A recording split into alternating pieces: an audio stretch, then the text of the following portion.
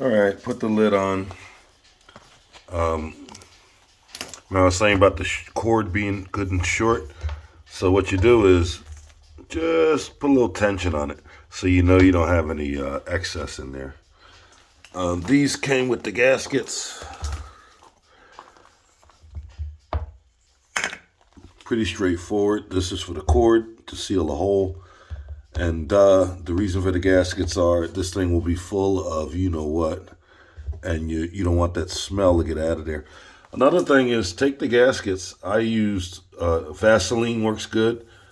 Some kind of petroleum, and clean them up and make sure they're lubricated. Also take your petroleum. I used this. You can see the grease I had on there.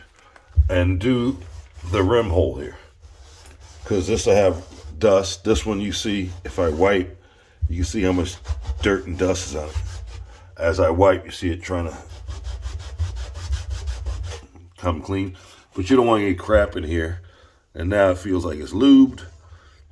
This is the vent.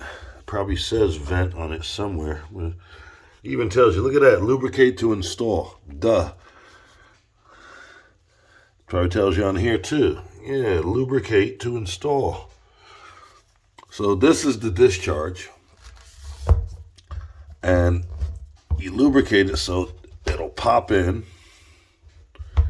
Heard it pop? That's a nice seal. This is the vent, and that's for the cord. So for the vent, I'm going to put a bushing there. And this will be vented to the roof. As I explained in an earlier video, not long ago, when I say not long ago, I'm going to say 10 years, 12 years, guys were taking the vent from these cans and they'd run them up, get up above the second floor, or even in the basement if there was it wouldn't be a bathroom in the basement because that's the reason for the ejector in the basement. But say the first floor. They get up near the first floor, near a sink, find any 2-inch pipe and tie it in.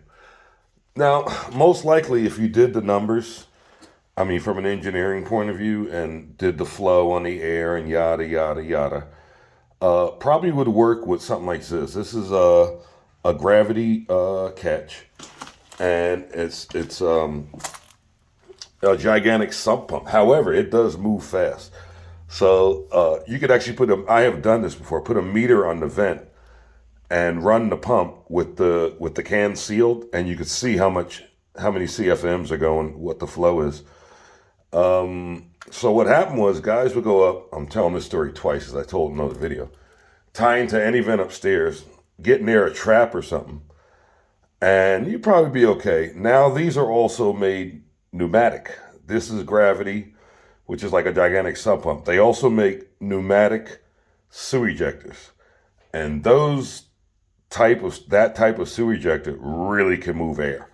So what was going on, or I guess in a couple cases, they blew seals, trap seals, or they just affected the existing dwellings DWV system. So you know how they handle code in code book. If something goes wrong, someone gets hurt, it's time to flip out and go completely in the opposite direction.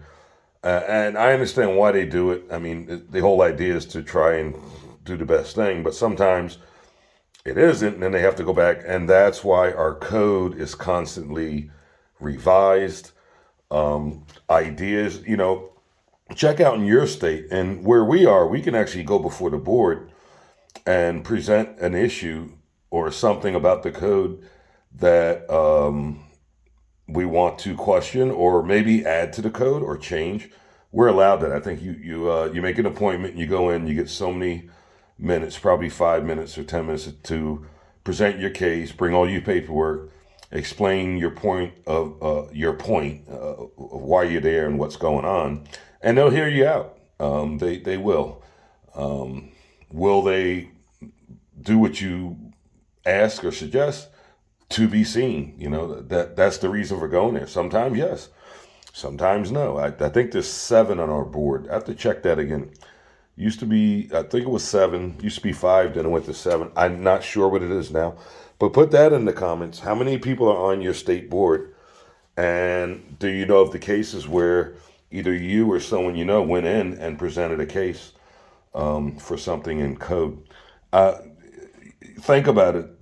The master's board and the master's us that are out here, we kind of work off of each other. So sometimes you see things that drive you nuts in the code, go write them a letter. Give them a phone call. That's why they're there. That's why you pay for your license. That's why they bond us in the state. So the last thing I'll mention is the lid. I was doing this. This is all I use to tighten a lid.